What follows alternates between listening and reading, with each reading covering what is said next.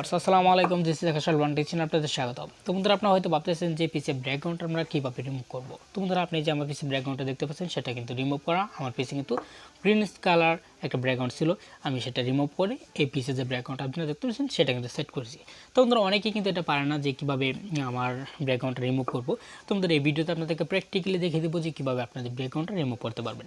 তো বন্ধুরা, এখানে কিন্তু আরেকটা কথা বলে নিই, যদি আপনাদের পিসে ব্যাকগ্রাউন্ডটা রিমুভ করতে চান সেক্ষেত্রে আপনাদের যে কাজটি করতে হবে, আপনাদের পিসের যে ব্যাকগ্রাউন্ড আছে সেটা কিন্তু অবশ্যই গ্রিন কালার হতে হবে। যদি গ্রিন কালার না হয় সেক্ষেত্রে আপনি সেটা কিন্তু রিমুভ করতে পারবেন না। তো বন্ধুরা, এই ব্যাকগ্রাউন্ড কালারটা রিমুভ করতে হলে আপনাদের দুইটা অ্যাপস দরকার হবে, দুইটা অ্যাপস বা সেখান থেকে দুইটা থেকে যে কোনো একটাতে আপনি কাজ করতে পারবেন।